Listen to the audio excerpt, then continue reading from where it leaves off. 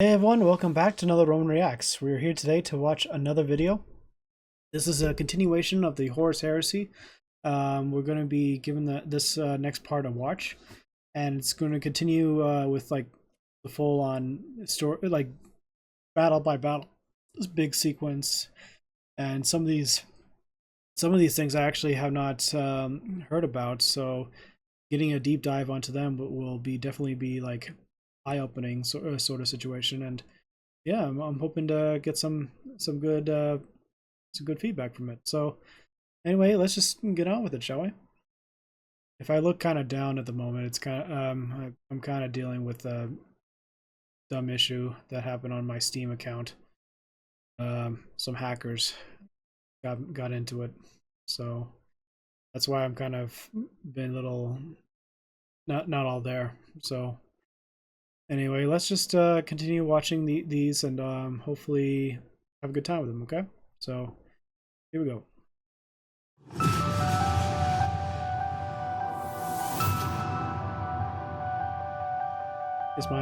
there we go. The galaxy was on fire. Loyalists were losing ground on all fronts. For now, Terra was secure behind the Beta Garment fortress system, but if the offensive of Horus continued apace, then Terra would soon be left alone and vulnerable. Yet there was still hope. 5 loyalist legions were scattered among the stars. If those armies reached Terra, then humanity's home planet would become an unassailable fortress against Horus's crusade. Welcome to our series on Warhammer 40k and the Horus Heresy, explaining the origins of the Imperium and Chaos.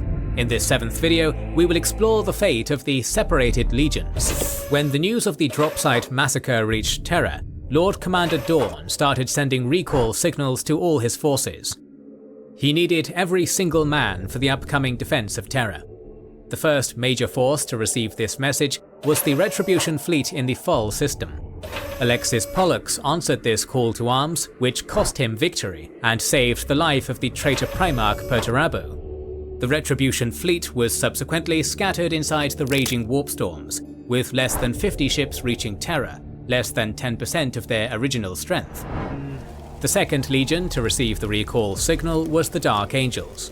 Their Primarch, Lionel Johnson, had ambitions to become the next War Master after the Horus Heresy ended. He saw this war as a mere power struggle within the Imperium, instead of a colossal invasion of chaos, capable of destroying everything the Emperor had built in the last 200 years. From his point of view, submitting to the authority of Dawn would deny him the title of War Master. Thus, Lion ignored the recall to Terra, instead spending the next 3 years managing to accumulate victories in several skirmishes against heretic forces. More importantly, he found a Xeno device capable of traversing inside the warp storms. The other half of L. Johnson's legion was under the command of Luther, the adoptive father of Lion from a time prior to the reunification with the Emperor. Luther and several other Dark Angels were sent back to their homeworld Caliban after disappointing Lion. For 60 years, their Primarch did not contact them even once, nor claim any recruits, only using Caliban as a place to dump exiled Space Marines. After learning of the Horus Heresy, Luther put his forces on high alert and awaited a recall order from Lion, an order which never came. Oh, no. The current War Master had not been sitting idly while the Loyalist forces regrouped. In 007 M31, he created a counterfeit signal.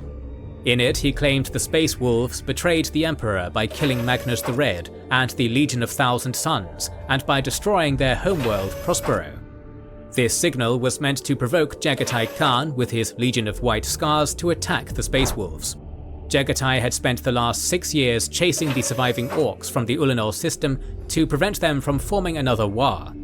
In their chase, they ended up in the Chondax system, where Orc layers were spread among multiple planets. The extermination of the Xenos was painstakingly methodical and slow.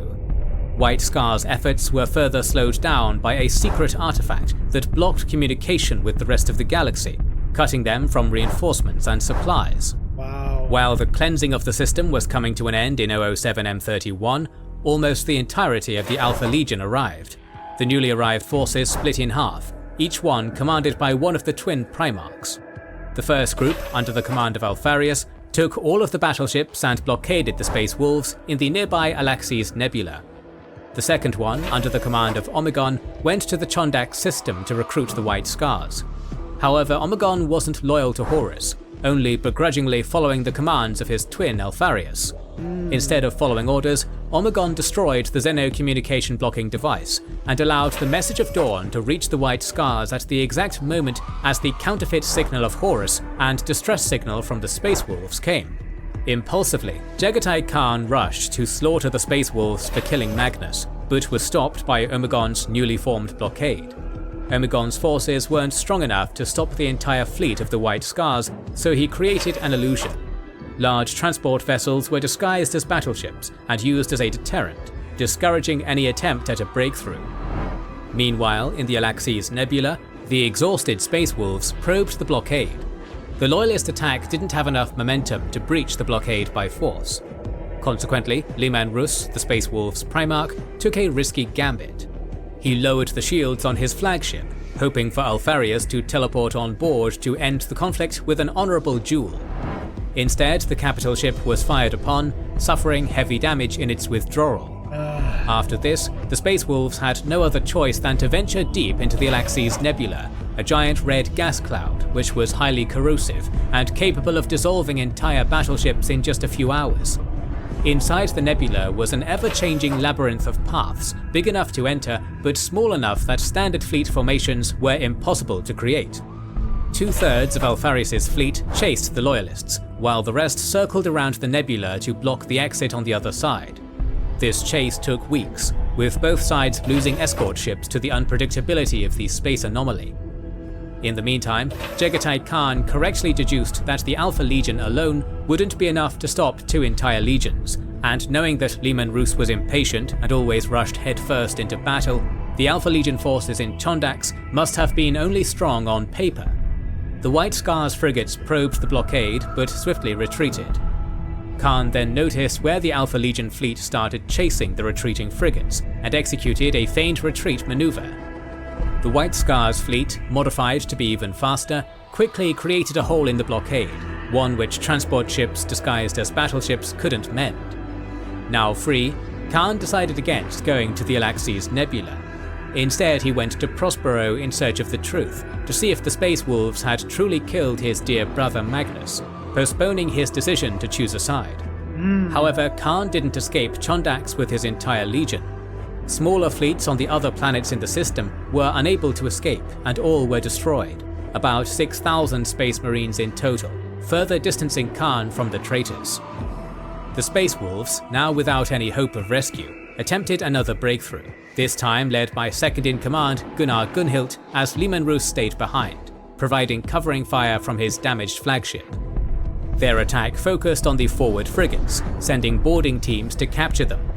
Gunnar hoped for Alpharius' battleships to close the distance, as most of the guns were on the sides of the Imperial ships, and the tight tunnels of the Alaxes Nebula didn't allow long-range broadside combat.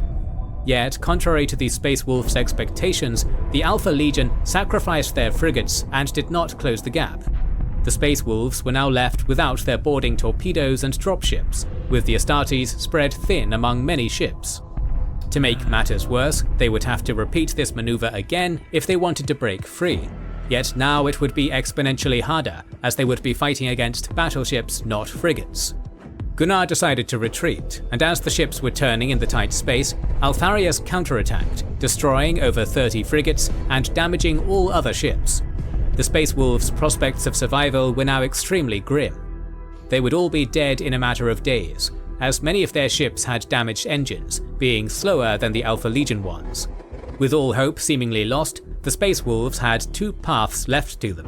One was to leave the nebula and die in honourable combat, and 2 was to venture deep into the centre of the gas cloud and die slowly. Leman Russ decided to go deeper. Gunnar, however, refused to follow orders, for he wanted to die as a warrior. The Primarch honoured his wish, leaving him as a rearguard. Gunnar died, but not before destroying several frigates and ramming one of the traitor battleships out of the tunnel, melting them both entirely. The rest of the Space Wolves reached an enormous cavity inside the gas cloud, revealing that the Alaxes Nebula was hollow. Soon the Alpha Legion caught up, formed up, and started exterminating the Loyalists. When Liman's ship's void shields were destroyed, Alfarius teleported on board to show his dominance over Rus. However, before the two traded even a single blow, something unexpected happened.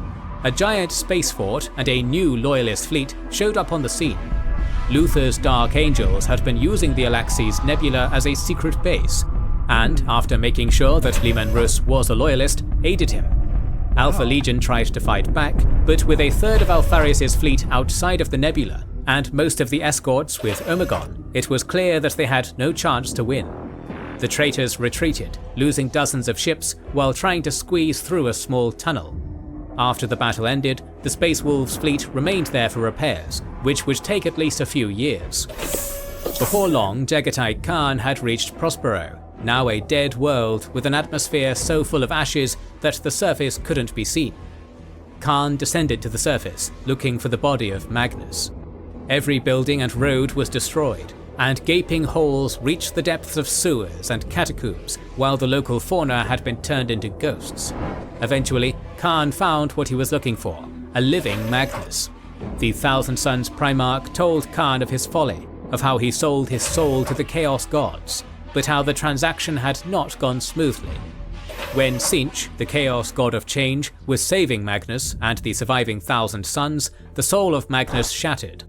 Each aspect of Magnus was now a separate entity, and the Shard Khan was speaking to was deeply regretful of what he had done.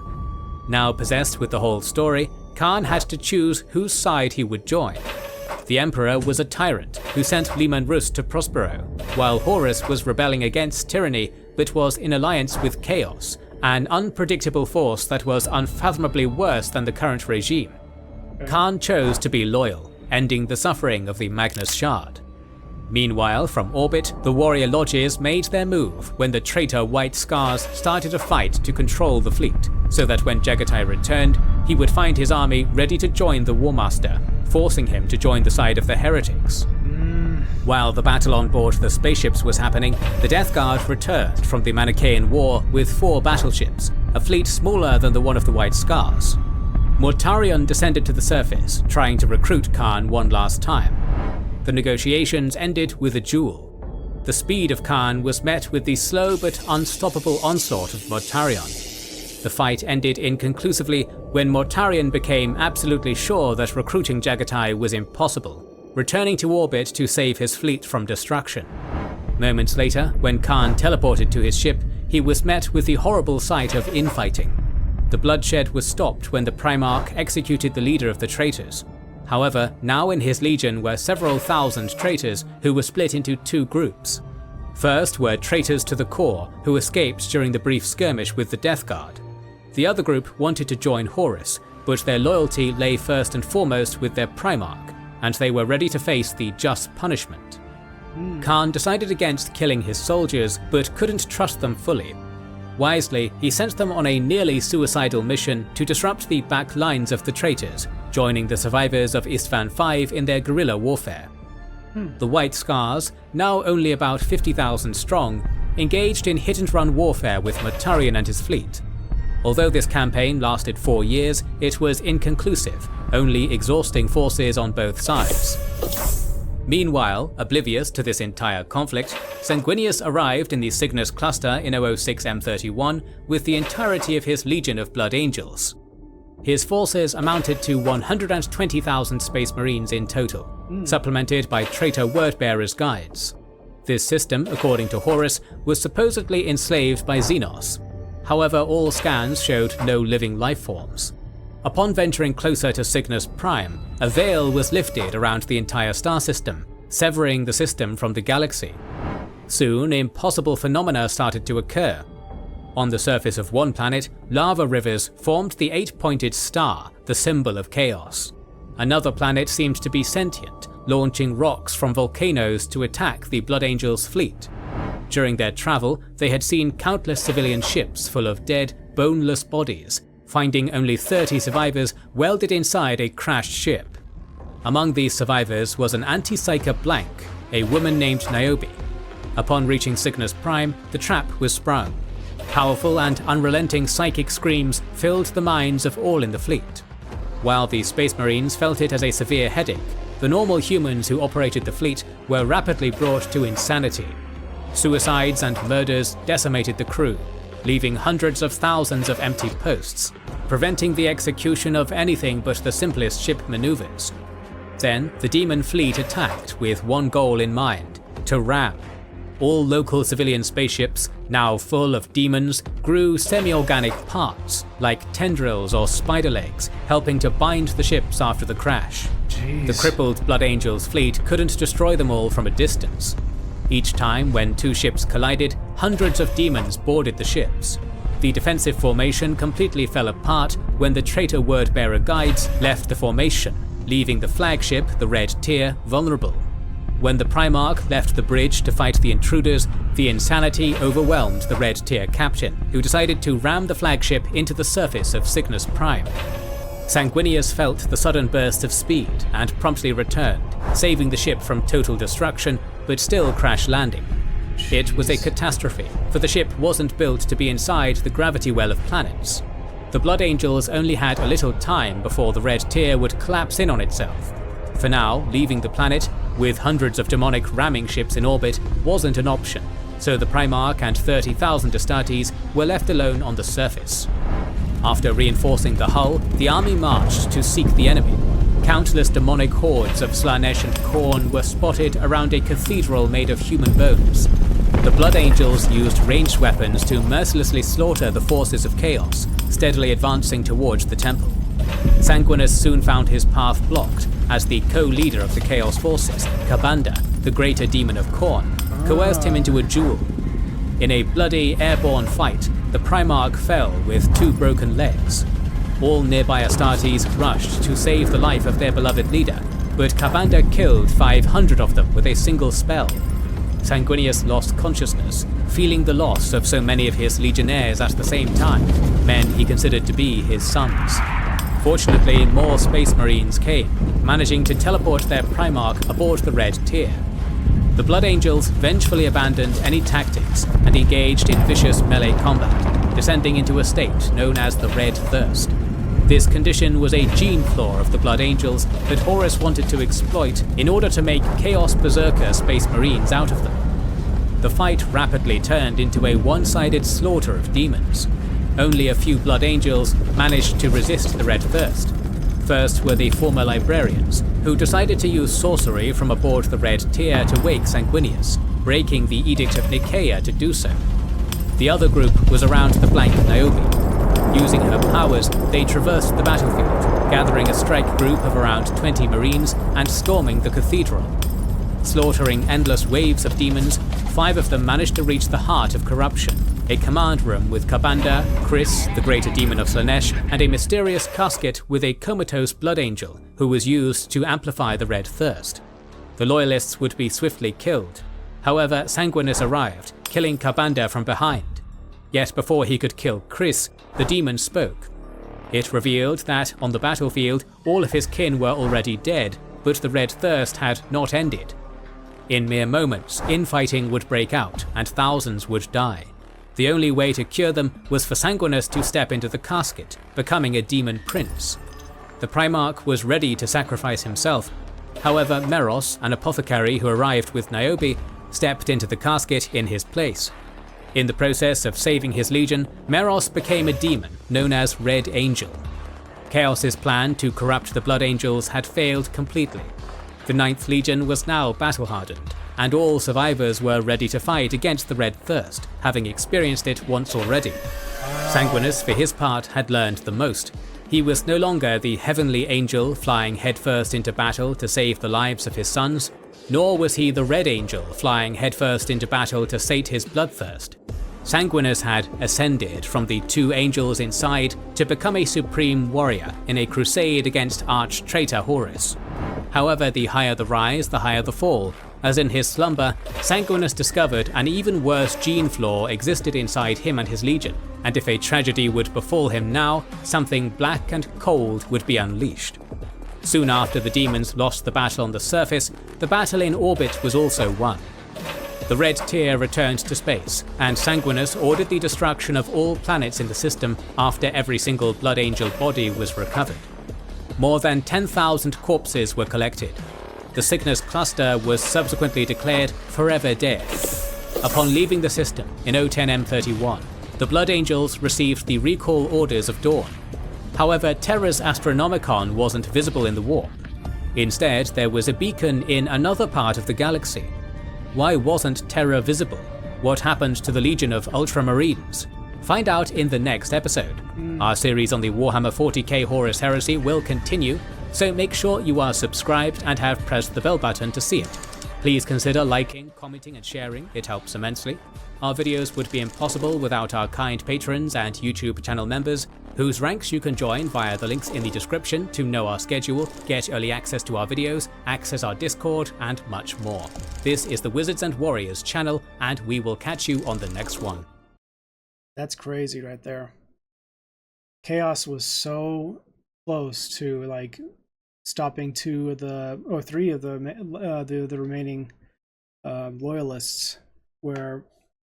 With Russ, I thought he would be more impactful after Prospero, but I didn't realize it was Alfarius who managed to he basically kept him at bay until the reinforcements from Luther, which is surprising because Luther is actually, spoilers here, he's actually falls to chaos. But yeah, I guess it was sheer luck that they managed to survive in that hidden fortress within that veil. So there's that. And what's interesting with Khan's story is that he's known for his speed, but when he kept getting all these different signals from different sides, he patiently waited. He waited until he knows for certainty what he can find, and he was able to go to Prospero. He found the Shard of Magnus, which is, it's almost sad in a way that Magnus knew that he could have done something better had he just prepared something different or done something that would have changed this whole outcome. And now Khan found his calling, and now he's able to rally the rest of the White Scars, but also the ones that were slowly traitor, which is kind of hard to do. So it's, never know. And then finally with Sanguinius, with Kabunda, if I recall, was since he was slain by Sanguinius, he made an eternal oath to wipe out the entirety of the Blood Angels after his defeat by Sanguinius's hands. And it's so crazy how close Chaos was to trying to save, Sanguinius was willing to save his legion. He was willing to give up his life so that he could keep his sons alive, even though that he would have been fallen to chaos, and one of his own took the fall instead. And it's such a tragedy to just to imagine all this. And like, they started out with 120,000 strong, and then they lost 10,000 of them, and they're still formidable, mind you, but they're at the same time they still don't, everything's cut off. Everything is just, no one knows for certain of whose side's on who or who to trust, sort of situation. And it's just maddening to like imagine like all these miscommunications and like betrayals that's like unintentional because they just don't know who to trust. So yeah, this was quite fascinating to listen to and read about. So I actually didn't know about the part with Sanguinius. I know he defeated Kabunda, but I just didn't know as to how. And then and also the Space Wolves, which is, I was like curious as to how they managed to survive, which I thought they would have been more active in the defense of in the Siege of Terra, but I guess this explains it. So there's going to be some interesting stuff, that's for certain. But yeah, Anyways, guys, I hope you enjoyed. Hope you had a great time watching. I'll leave a link for the Wizards and Warriors. I'll post a regular video over here with a subscribe button if you wish. And I'll leave a link in the description for you guys to check out. As always, thanks for watching, and Romans, salute. If you like Romans content and wish to see more, like and subscribe to continue to support the channel.